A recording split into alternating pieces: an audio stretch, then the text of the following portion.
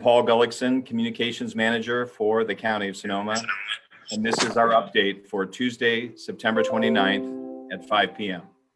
The focus of these updates, once again, is the western portion of the glass fire, which swept into Sonoma County late Sunday night. Entering the day today, firefighters were certainly hopeful that they'd gain the upper hand, with winds having died down significantly from Monday. Crews also hope to make progress in the area of damage assessment and possibly even repopulation. Sure enough, late in the afternoon, most of the evacuation warning areas in the western portion of this fire zone were lifted, while other areas, especially those in the Rincon Valley portion of Santa Rosa that were under evacuation orders, were downgraded to evacuation warning areas, allowing many evacuees to go home if they so chose to do so. For more on the updates of our fire, let's turn to CAL FIRE Division Chief Ben Nichols. Thank you for having me. So those that have not got the numbers for the day, currently the glass fire is at 42,360 acres, 0% contained. Currently 1,474 firefighters assigned to the incident. And as you indicated, the structure inspection process, the damage inspection process for the damaged and destroyed structures in the fire area has begun. And the initial numbers today are 113 structures for the entire incident, of which 28 residential homes in Sonoma County were destroyed, another 52 in Napa County, and the structures threatened overall by the fire is 10,277 homes. Today, crews are working hard, as you indicated, with the wind coming off of the fire this morning that allowed, or correction, yesterday it allowed those resources to go direct on the fire and start that long, laborious process of constructing the containment lines that ultimately will be the lines that we use to extinguish the fire. The priorities for today were a significant portion of line to be cut between Gray Pine Trail and Bald Mountain in the Sugarloaf State Park, as that line has to hold, because if it doesn't, we're going to have to fall back to the Oakville grade on the Napa County side and Trinity Road on the Sonoma County side, and we don't want to give up that much land and the structures in between those two control lines. So that was our priority, is our priority for today, followed closely behind by Calistoga Road on the other side of the fire, to make sure that we don't lose the line that we have over there to keep the fire out of the greater Rincon Valley and city of Santa Rosa area as weather conditions change. We did get the National Guard helicopters that came into the fire area today. Unfortunately, the visibility on the west zone of the fire didn't support firefighting aircraft, but they were able to sortie on the east side of the fire, working in and around Angwin, as the evacuation order was extended to include the entire community of Angwin, and that was where we had the most active fire behavior today. Thank you. Thank you, Ben. For more on the update on the fire and the firefight, we have Santa Rosa Fire Chief Tony Gosner joining us. Thank you. Thank you, Chief, for being here. Good afternoon, everyone. Thanks for having me. Just to follow up on Ben, I'll tell you that on the Santa Rosa area, so I spent a lot of time in Oakmont and the lower Calistoga Road today. All areas are looking good. We have many tactical patrols in and out of the area, so lots of movement of fire equipment in that area, which is great to see. And their main job is to put out any hot spots, check around structures, make sure that we don't have secondary ignitions of any residences moving forward. Annandale's looking good. It is burning in there, but they are using the trails as containment lines and working through that area. I will say that I'm being told, and hopefully it changes, but what I'm being told is we will be having a red flag warning this week. So Wednesday and Thursday, we're looking at 100-degree days with some wind and low humidities. So it's really important that all of us that are out there to really make sure we pick up these hot spots and clean everything up as much as we can before we see more heat and wind. And that's for that's going to hit the entire fire area. We got a lot of fire on the ground still. but there's a lot that can still burn. So we are prepared for that. We're preparing for that and acknowledge the tough circumstances that we have. One of the things that we did do today was release evacuation orders to warnings from mostly Calistoga Road west. So most of those folks are able to go home at this point under a warning.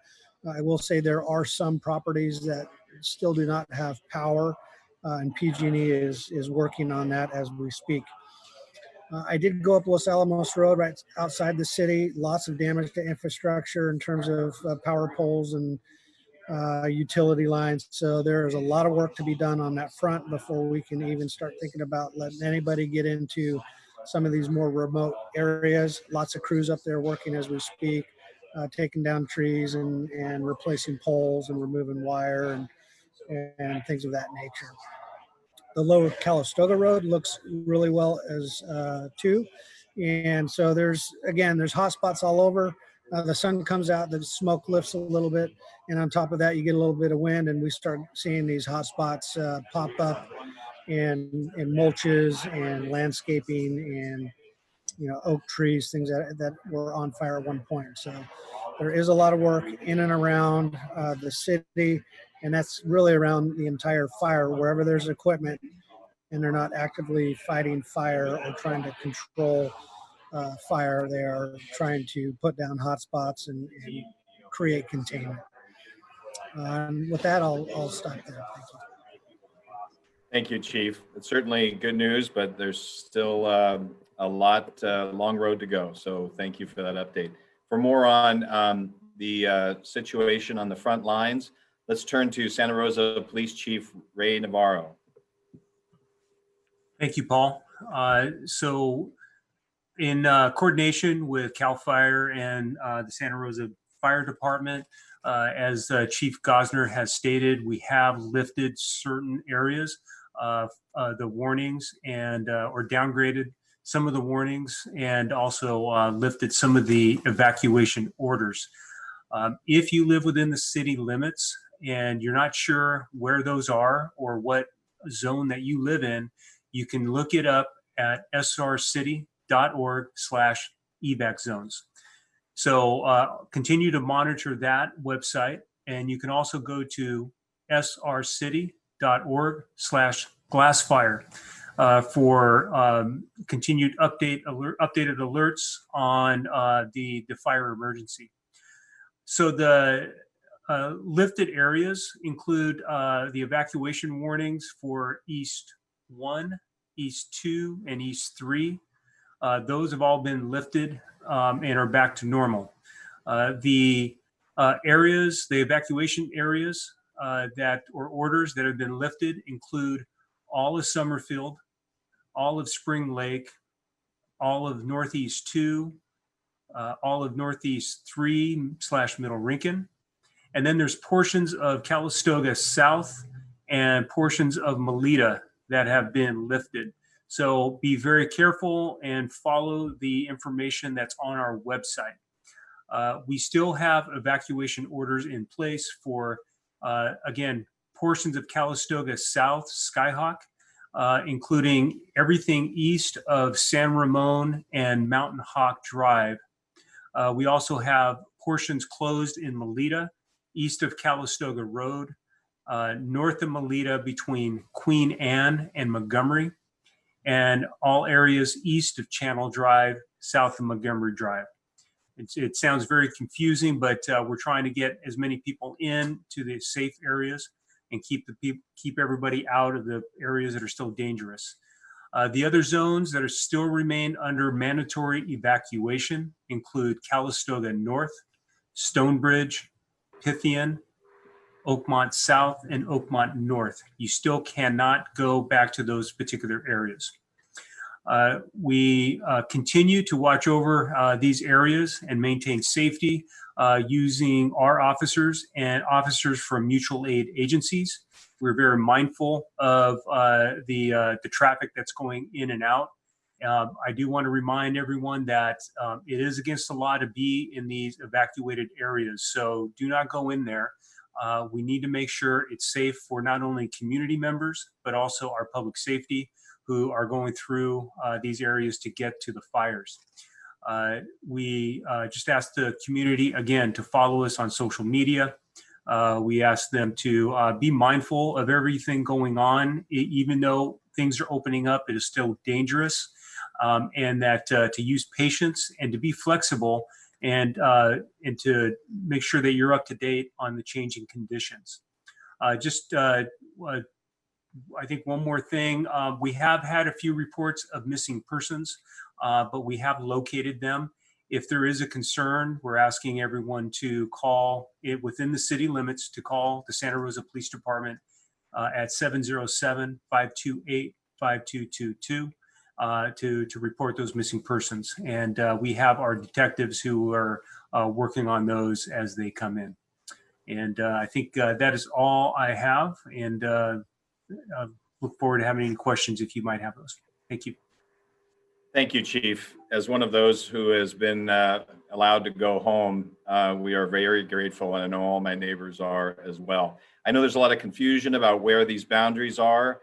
Just to repeat what the Chief said, there are maps available on the county's website, which is socoemergency.org, and I know the City of Santa Rosa has them up as well on their website, which is srcity.org. For more on what's happening in the streets, I'd like to go to Sergeant Juan Valencia of the Sonoma County Sheriff's Office. Juan. Hi, Paul. Thank you for having me today. So we just want to address it that this is our fourth fire since 2017. We all have fire fatigue. We keep on addressing it, talking about it. We're all kind of tired. Hopefully this fire is put out soon. We shared a map on our social media platform since 2017, all the fires, the area that it's burned, and it got a lot of traction. So we just wanted to share that with the community of how the fire is impacting all of us. We want to also address the thousands of people that did evacuate under Santa Rosa's jurisdiction and the county's jurisdiction that followed the rules, that followed the orders of how to evacuate and evacuated safely. First off, we also have every single deputy has been ordered in, and they're all working nonstop 24 hours a day, 7 days a week until this is put under control. We have CHP at checkpoints assisting Santa Rosa PD as well. So a big thank you to them. So far, we've made 5 arrests for people entering an evacuation zone. 0 arrests have been made for looting. We still have a handful of people out in the county that are still under an evacuation order and warning. So we understand people want to get back home, but it's, as they've explained, it's a lengthy process that does take time in collaboration with the utilities and CAL FIRE. We don't have any missing persons at this time, and we don't have any reported fatalities. We also want to remind people there are 3 simple things to keep you and your family safe. Sign up for Nichols to get the notification, and then also sign up for SoCo Alert to get the notifications of when we start doing repop and reentry or when we have to do evacuations. We would like to also remind you to follow us on Facebook, Twitter, and Instagram. All of our social media platforms are in English and Spanish. And then also we take evacuation orders seriously. So when you do get an order, it is time to pack up and leave. And under a warning is have your bags ready to go. We just want to say thank you to the community for being patient with us, and we understand your frustration, and we're doing everything we can to keep you safe. Thank you. Thank you, Sergeant. For an update on the what's going on inside in our Emergency Operations Center, we're going to go to Chris Godley, our EOC Chief. Chris. Good afternoon, everyone. The county's Emergency Operations Center continues to run 24/7 to support coordination among the multiple agencies. We are currently integrated and participating with CAL FIRE and the incident management team now established. At this point, our major focus, of course, is continuing to monitor the fire and determine if an additional alert or warnings are necessary. At this point, however, it looks pretty good. We are supporting and facilitating the mapping of the evacuation zones as they shift and change, and our socoemergency.org website will be updated very soon.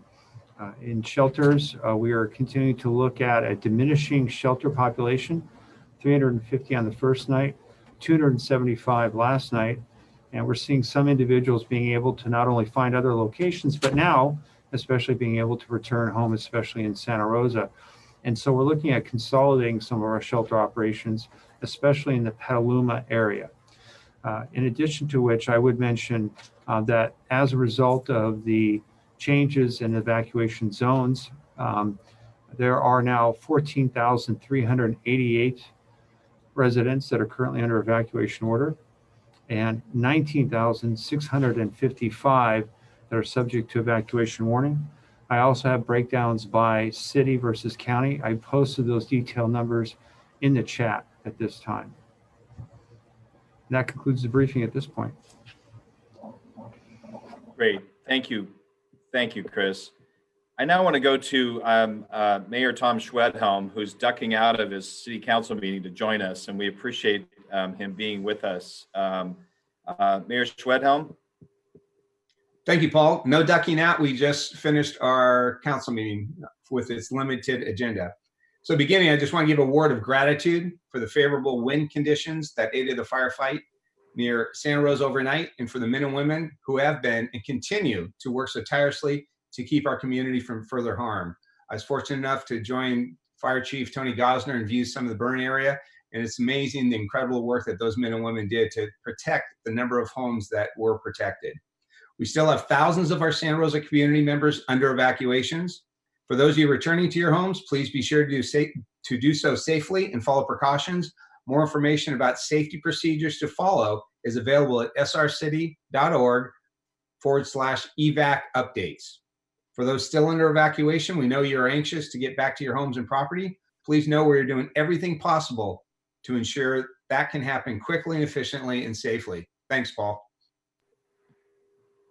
Thank you, Tom. And I now want to go to Chair Susan Gorin, who I know had a tour of some of the damaged area today. Susan, do you have a quick update for us? You're still on mute. Yes, so you can't hear the wind noise. I've relocated back to Sonoma County, so great. I'm enjoying a little winds here. Yes, we do have winds in Sonoma County.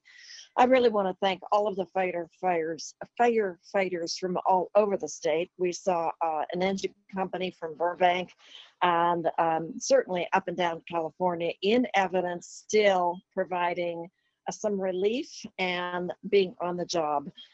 And the first responders are all over the evacuated areas, and thank you so much. I especially want to thank our Sonoma County Fire Chief, Mark Hine, for the tour. We passed Chief Tony Gosner and his crew of Santa Rosa council members and mayor on the tour. Tour is a very, very sad way of describing the devastation that I witnessed today. I was prepared for it, brought me back 3 years ago, looking at the ashes of my home, and it still is, it never leaves me to see that so many families' lives have been disrupted for a long, long time, to see the ashes of their homes, and to wonder with amazement that our firefighters were able to save adjoining structures and still see the leveling of homes in certainly the Skyhawk area. Along Los Alamos Road is particularly sobering to me. The devastation on the upper reach of Los Alamos, and I think I've had reports from Burt Whitaker, almost all of Hood Mountain Regional Park has been scorched once again. Saddle Mountain from the Ag and Open Space land, almost 100% has been burned. And of course the fire is in Annandale and proceeded to move through Sugarloaf or in parts of Sugarloaf. We've been through this before. Our landscapes recover not easily, and the view shed along Scenic Valley of the Moon is going to take a very long time to recover. And many homes were lost along Highway 12 going up into the hills. Fortunately, there are only 3 structures lost in Oakmont, and my campaign, Jump the Junipers, needs to be religiously adhered to. We could see evidence of the junipers catching the embers from this fire and then setting the adjacent homes on fire. We have to do a much better job of getting the word out about how pernicious and flammable those juniper bushes are. Absolutely. More to come. I was not able to get up to St. Helena Road, that area that was spared in the 2017 fires, and from Chief Hine, a lot of devastation is visited by the fires, and folks I know in all of those areas lost their homes.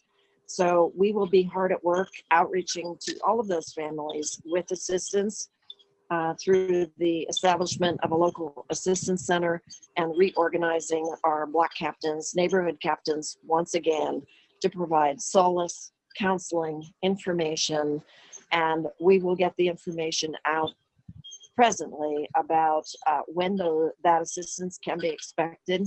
But right now, we need to get the folks back into their homes, me included.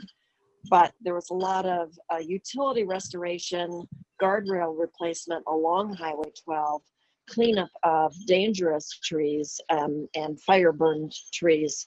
I think before Oakmont and the areas along there can be repopulated, hopefully in the next 2 days, but those homes need some energy, and then we'll get on with the task of cleaning out our refrigerators.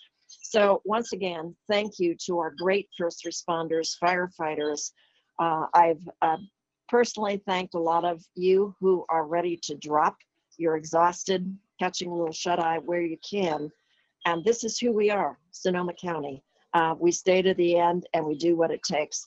Still, lessons to be learned from this fire.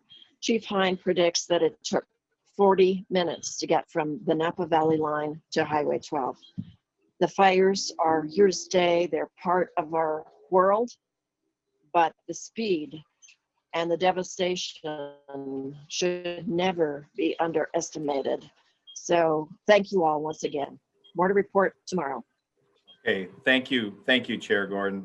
These certainly are dangerous fires. We're very honored to have with us Congressman Mike Thompson. Congressman Thompson, I hope your house in St. Helena is okay. Well, Paul, thank you very much.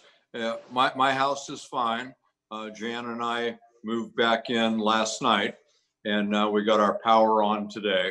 But I just want to add to what everyone else has said about how heartbroken I am and how sad I am for everyone who's lost a home or been inconvenienced or evacuated. This is just a real tough time, and it's too many years in a row and too many times in a row that we've been experiencing this. So I appreciate your tenaciousness for everybody out there who's facing these hardships, and we'll get through it. And I think everybody just needs to know that you've got an incredible group of people, an incredible team behind you to help you through it.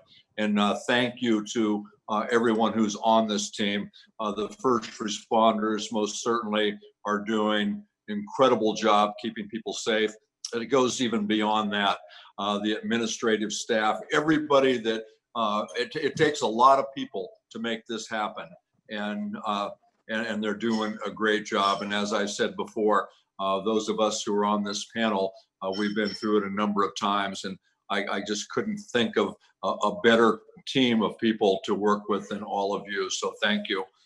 At the federal level, I think everyone knows that we got approved on Monday morning for the FMAG, and that's the Fire Management Assistance Grants. That means that the federal government will pay 75% of the cost. We still have a 25% cost share. I've introduced legislation to bump that number up to 90%. It's, I think, most appropriate for any natural disaster to have the federal government come in and help. And especially now, when we're in this pandemic that's already cost our state and local governments so much money. And so it's important that we get that.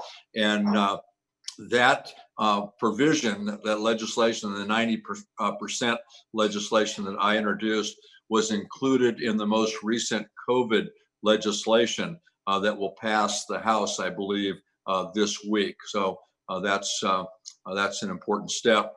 And then today I introduced legislation, the Disaster Tax Relief Act, that will ensure that folks have access to disaster tax relief for anyone who is affected by a natural disaster in 2020. It'll make it easier for people to use their retirement funds to cover disaster fund, offers numerous tax credits to help people keep their employees employed and make it through these tough times. I'll continue to work on that. Thank you again, everyone. And if you get the word from our first responders that you need to evacuate, do it. Don't second guess these folks. They know what they're doing. And if they issue an evacuation, it's for your safety, the safety of your family, your friends, and your neighbors. So again, thank you all very much. Thank you, Congressman. We're also pleased to have with us, again, State Senator Bill Dodd, whose district also straddles both of these counties involved in this fire. Senator Dodd, thank you for being here. Thank you very much, Paul. And I kind of want to echo a little bit of the Congressman's comments. I don't know if most of you that are on this line were with us in 2017, coming together, and Cal Office of Emergency Services Director Mark Ghilarducci, talked to everybody, and that we're one team, one fight. And I have really noticed the synergy between Sonoma County and the city of Santa Rosa, both in elected and staff, from all the fire departments throughout the area, law enforcement, CHP, sheriffs, Sonoma County sheriffs, Santa Rosa PD, really doing a great job exemplifying those words, one team, one fight. You guys are all doing a great job, and I, for one, am noticing it, and I appreciate it very much. Thanks, Paul. Thank you, Senator. And we also are happy to have with us Assemblyman Mark Levine. Assemblyman Levine, thank you. Thank you very much, Paul, and thank you to everyone and law enforcement, firefighters, first responders, the entire team here for keeping our community safe, as well as communicating what we need to do to remain safe. Yesterday, actually the beginning of the fire, Sunday evening, was the beginning of Yom Kippur, the holiest day of the year for members of the Jewish faith. And it was a very difficult day for people as they were hearing or could tell because of the air quality that there was a problem in Sonoma County and in Napa County. And for people to be able to exit that prayerful day and get information about what was happening and have been able to remain safe, I want to extend gratitude for everyone that was making that possible as well. We've heard some good news today, but we've also heard warnings that if you get an order to evacuate, it's time to leave. Over the past 2 years, I've visited a number of places where we've had fires here in Sonoma, but also in Butte County and Santa Barbara, where people who waited too long suffered a tragic fate, who lived a nightmare that none of us want to imagine, whether they died in their homes, in their garages, huddled in their pools, in a car trying to get away, but the car couldn't escape the flames, or even because a mudslide buried them alive in their own home. These are all descriptive warnings of what can happen if you don't heed the call to evacuate, if you're not prepared to go. So this is the time, if you haven't yet, to make a plan to get ready if you need to evacuate. Don't try to be a hero. Don't try to run your water hose over your home to protect it. Those are great stories. The media covers them, but too often it ends tragically. So please be prepared to leave. And if you can, start early. And if you need help, make sure people know. Thank you.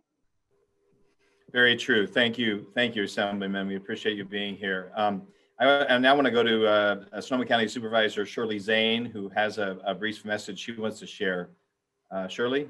Yeah, thank you, Paul. I had a chance to go out to some of the evacuation sites today, the vets halls in Santa Rosa and Petaluma, and I just wanted to shout out for the, human services employees that are running those shelters, because they are really incredible. The services that they're providing there, and it's clear that the people who are there are not under great circumstances, but are feeling really cared for. So shout out for those first responders too from Human Services. And I did want to also thank again all of our firefighters and our partners, and also let you know that there are still some spaces now, because a lot of the seniors that were there that had lived in residential care facilities are now in other sites. And thank you, Senator Bill Dodd, for authoring that legislation that made that possible. But we still need a lot of volunteers. The World Center Kitchen is running the meals there at the fairgrounds, and they need volunteers to both prepare food and to deliver food. If you actually go directly to the volunteer center, which is actually in Marin County, but it does volunteers for both counties, it's volunteer.cvnl.org, and I'll put some information up on my social media, and maybe we can also get it that front and center on our website, socoemergency.org. But they need about 80 volunteers, so that's a kind of a dire need right now for both preparing food as well as delivery. Again, thank you to all of the partners. Thank you to the incredible volunteers, and thank you to all of our incredible employees at the county, at the state, and at the city that are coming together on this. And, you know, we've been through way too many fires, as Congressman Mike Thompson said, but it does seem like with each fire, we learn some things about working together and providing those services that people need, and most of all, keeping them safe. So thank you. Thank you, Supervisor Zane. I just want to add, for those who are concerned about, we are still in a COVID-19 environment, those volunteer opportunities do have very safe protocols that they follow to make sure that their volunteers, as well as the people they serve, are kept safe. So just want to we'll make that evident on our updates as well. So we're now going to go to questions from the media, but before we do that, we have another brief message for our Spanish-speaking viewers. Melissa? Thank you, Paul. Un recordatorio para nuestra comunidad que habla español de que esta actualización se está compartiendo interpretada al español por medio de nuestra cuenta de YouTube, que pueden encontrar en la publicación de Facebook. Gracias. Thank you, Melissa.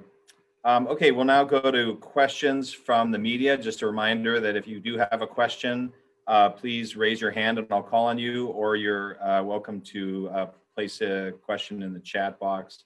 We'll start with Julie Johnson. Julie? Hi there. Thank you.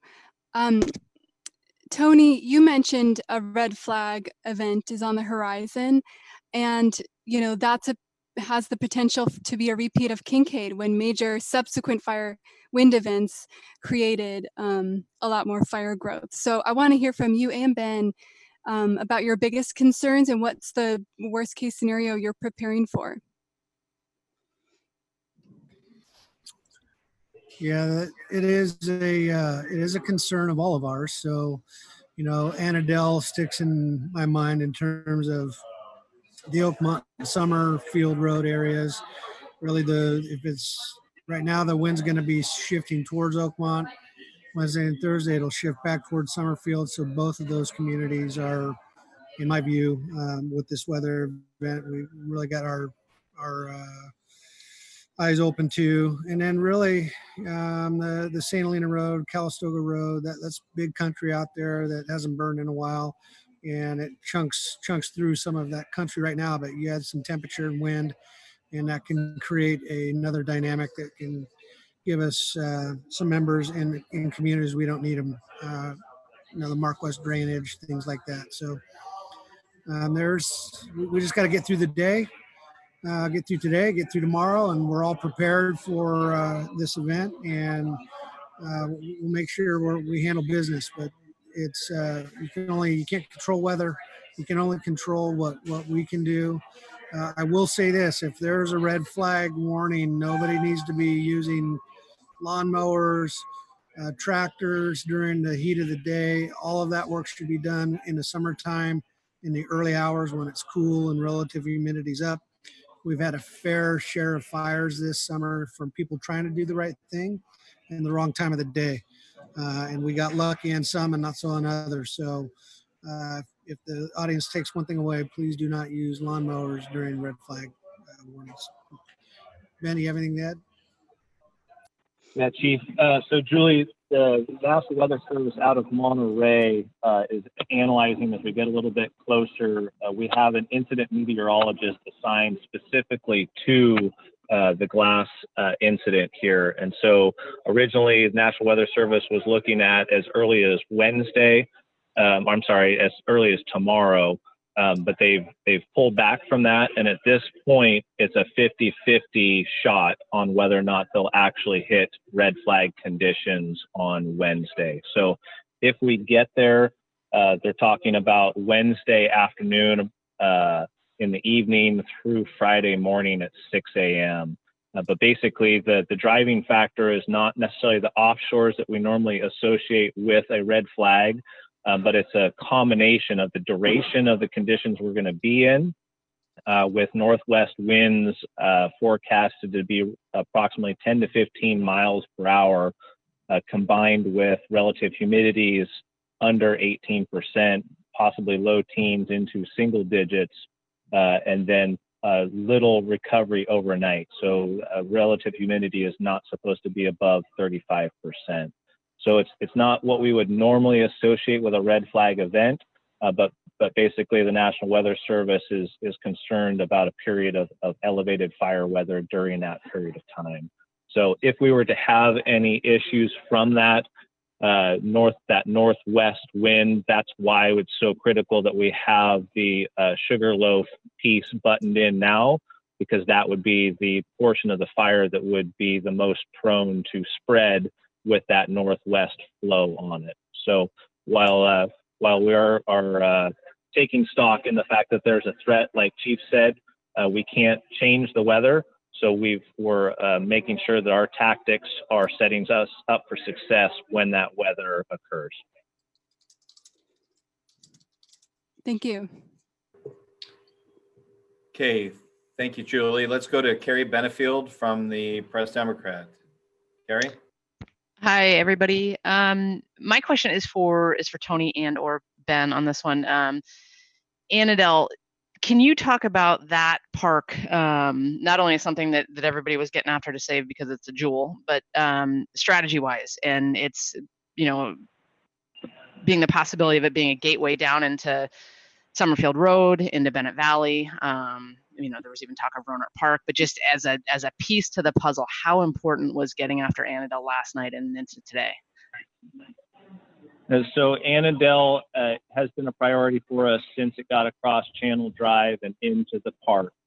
We have firefighting resources out there, and yesterday crews were working within the existing trail network to create black line from those trails back into the spotty burn that had gotten into the park. So we're using the existing trail network out there to secure that line. The weather that we've had yesterday and today was conducive to that action being taken. However, we do have bulldozers staged in the park and additional resources ready to go if fire conditions were to change. But at this point, with what we're seeing on the ground, we are not concerned about the fire extending through the park over into the Summerfield Bennett Valley area. And Tony, maybe you can address that. Thank you, Ben. Is kind of go into that piece of what was at stake. I mean, everything seemed to have gone right with the weather, with the trail network and crews getting it done. What was at stake had it not gone so well?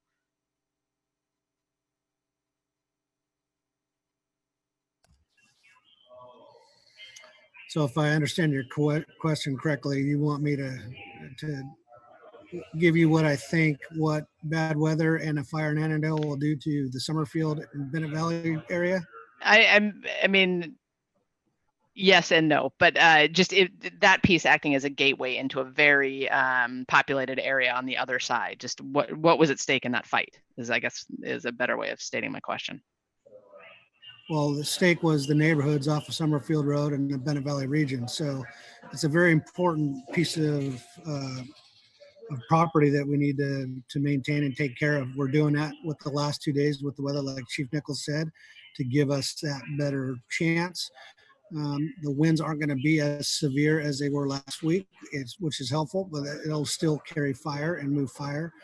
But the bottom line, anytime we have red flag conditions and we have these late summer conditions in Annandale Park, it's dangerous for the communities where the fires are. And just like we saw with the fire that spotted on Sunday and came into Santa Rosa, it's the same sort of thing. You got winds, you got fuel that hasn't been burned that we know of in a very, very long time, and everything aligned to create what it did. So,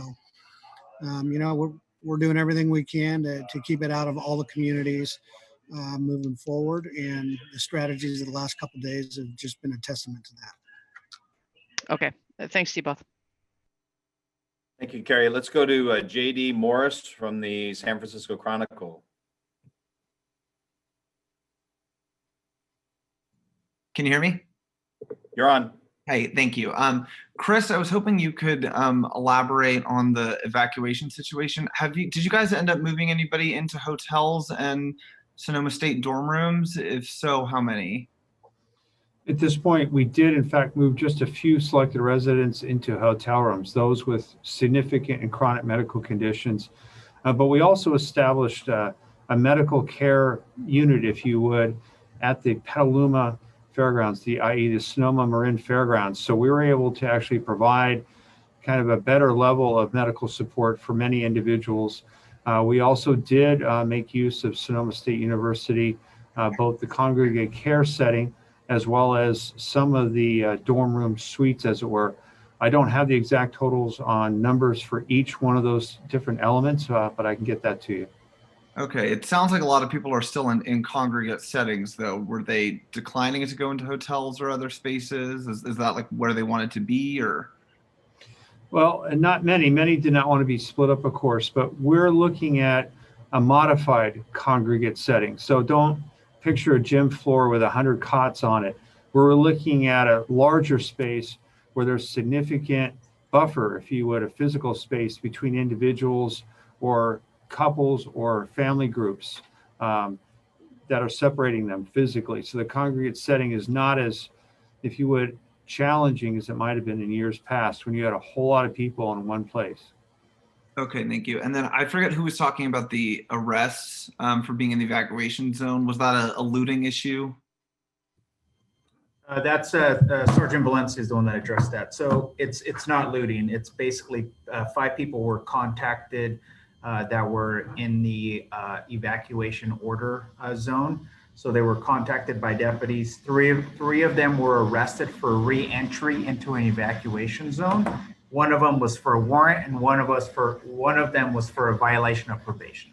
So those were people who lived in the area coming back when they weren't allowed to? No, these were people that do not live in that area, that had no business being in that area. Okay, all right. Just want to clarify. Thank you. That's it. You're welcome. Great. Let's go to Kaylee Tournay from the Santa Rosa Press Democrat. Hi. Thanks for taking my question. I wanted to ask about people who may be offering to take in evacuees into their own properties, people who might have a spare room or a mother-in-law suite or something like that, that's specifically indoors. I know folks often open up their fields or things like that for animals, but I'm thinking specifically related to taking in potential strangers who are evacuated. I guess I'm curious, in the pandemic, how, if anyone has any comment about that, I guess? So like, is it a good idea? Is it a bad idea? Because we're getting some folks reaching out to us, you know, wanting to get that out there, that they have space for folks, and just looking for a little bit of, I guess, guidance on that.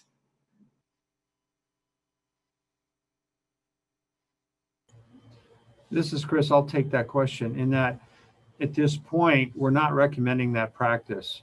Given the potential threat of COVID-19 in the community, we need to underscore the vital threat it poses to public safety, especially by mixing individuals that are not in immediate family settings. And despite physical distancing, if you're living inside of a home or an apartment with somebody, you're going to circulate that virus within that living space. And so we're not recommending, especially for short term, you know, 1 or 2 nights. It's certainly not worth the risk, either to the generous individual offering up their home or to the resident that's evacuated. And please note that many of these residents are evacuated. They're under stress. We've all been challenged with smoke issues, which may exacerbate our vulnerability to the COVID-19 virus, or at least how COVID might impact us if we were infected. So at this point, we're not recommending that practice. But instead, we are suggesting that people want to help out, that they can do so through their community groups, nonprofit organizations that are providing a wealth of services to individuals, especially long-term support, whether it's behavioral health, food services, social networking, that kind of thing.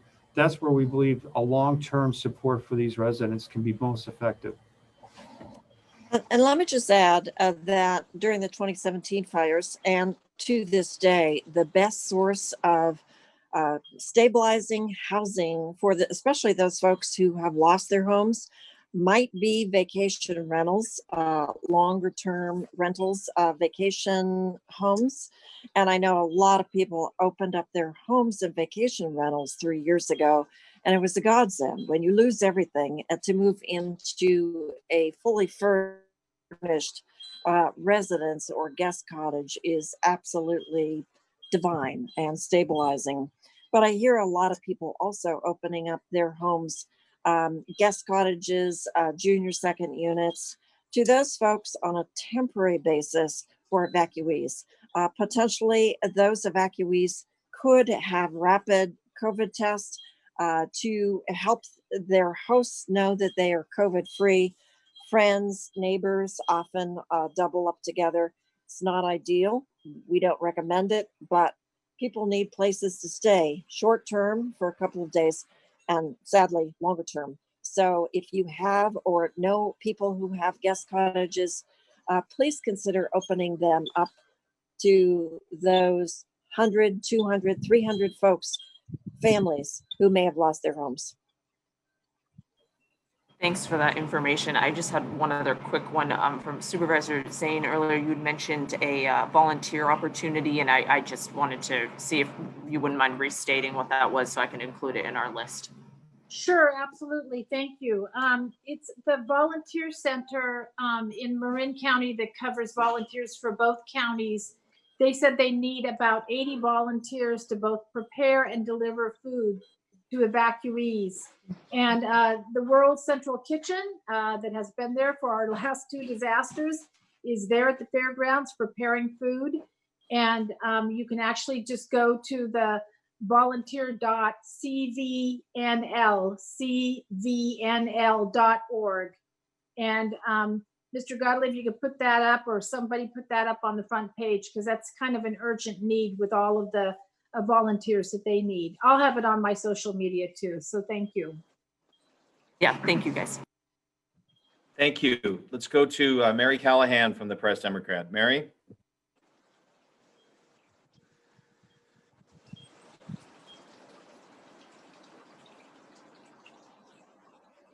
Mary, can you hear us?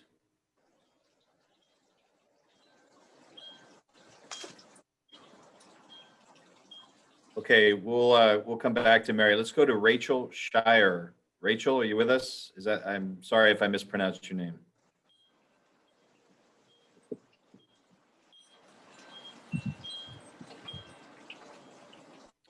Rachel, I think you're still on mute. Can we? Sorry about that. Can you hear me now? We got you. Go ahead. Okay, sorry. I'm with Kaiser Health News. I think you answered part of my question, but to follow up real quick on the medical unit that you had mentioned, I believe at the fairgrounds, do you have any sense of how many seniors and or people with special medical needs are still at the evacuation sites? Anybody?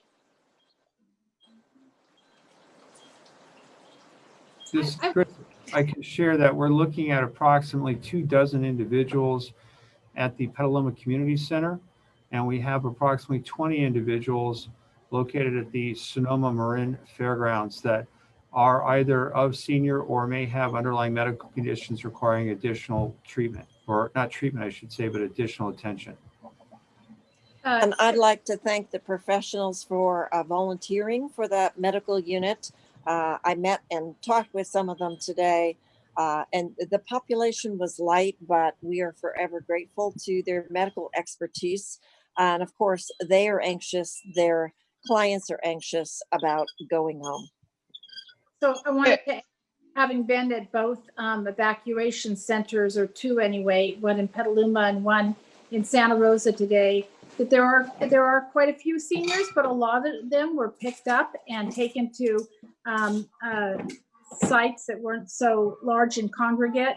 And the Department of Health Services has contracted with a disaster healthcare organization that actually sends doctors and nurses in to the shelters and behavioral health specialists and provides care. So we're utilizing both those volunteers, but also a professional disaster service. And I was surprised to see how little people there were actually in both those sites, which is Santa Rosa Vets Hall and the Petaluma Vets Hall.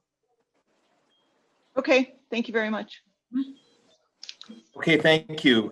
Mary Callahan was having some problems with her mic, but she just had a question, which I guess would either be for Ben.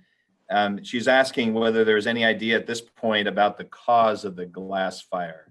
Ben, do you have some thoughts on that? I can tell you that the cause of the fire is under investigation at this time. Okay, fair enough.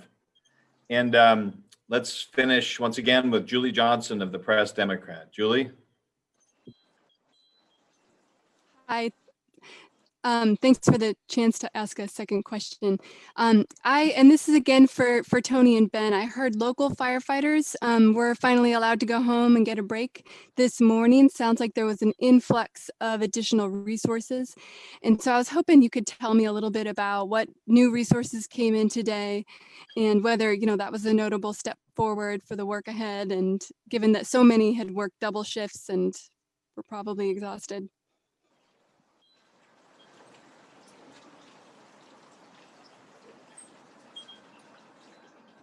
Resources that came in today, the state's mutual aid system, unfortunately, is well exercised. And so the call went out. It takes a while for those resources to rally from Southern California and the far reaches of the state. So those resources have come in, like I indicated, with the National Guard helicopters. So those resources, as they come in, is giving the opportunity for some of the local resources that surged in to protect Rankin Valley, Skyhawk, and Oakmont to transition back to day-to-day operations. With that, I'll turn it over to Chief Gosner.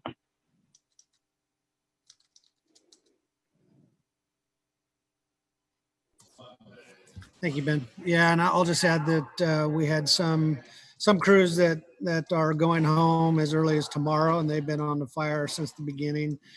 We have some crews, for most everyone else, we are rotating those crews out so the engine can stay in service and provide work. But it's been a long few days, and it's going to continue for the next week or so. And more resources are coming in. It just takes some time to get here. When those resources come in, then we were able to spell our folks and get them back home where they need to be at times. Thank you.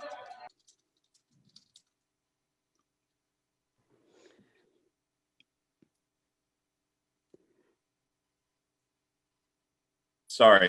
We have one more question from Mike DeWald of radio station KSRO. Mike?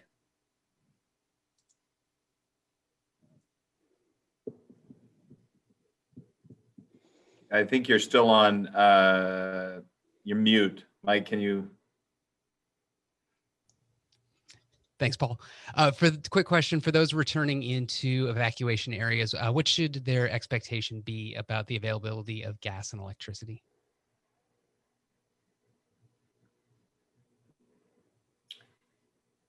Do Chief Navarro or Sergeant Valencia, do you want to answer that? So I can tell you that what we do work with all the other agencies in Unified Command.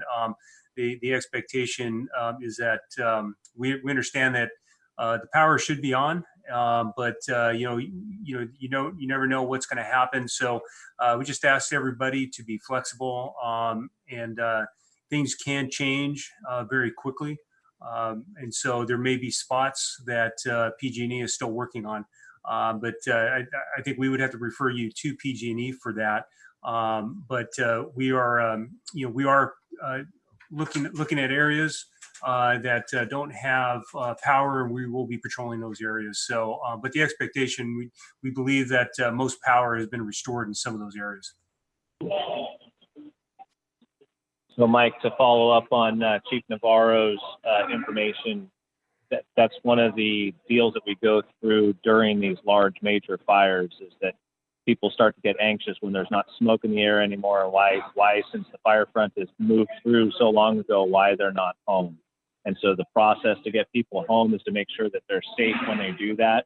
So there's a process that the Sheriff's Office, the Police Department, and all the other cooperators are involved with us, going through that process to make sure that all the utilities and all the entities that have infrastructure that may pose a hazard to the public can support the public being safe when they come home. So by the time they get home, those that have intact homes should have the infrastructure, specifically the gas, but the infrastructure that will be safe. They may not have it exactly when they get home, but the utilities will be safe for them to re-enter the night. Okay, it's the top of the hour, and we are going to end it there. Thank you all for joining us.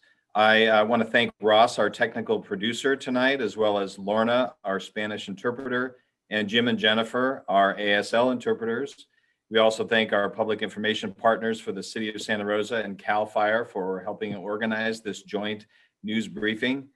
We want to remind you that for further updates on the glass fire, we encourage you to tune in to the CAL FIRE media briefing tomorrow morning at 11 a.m. We will be streaming that briefing live on the County of Sonoma Facebook page. We also invite you to rejoin us tomorrow at 5 o'clock for another joint media briefing with our partners from Santa Rosa and CAL FIRE. We invite all those who are here with us tonight to rejoin us for that. Also, Dr. Sundari Mace, the Sonoma County's health director, will be joining us to give an update on the COVID-19 situation and go into more on how to stay safe during another time of fire crisis. Until then, we encourage you all to stay safe and stay together. Thank you.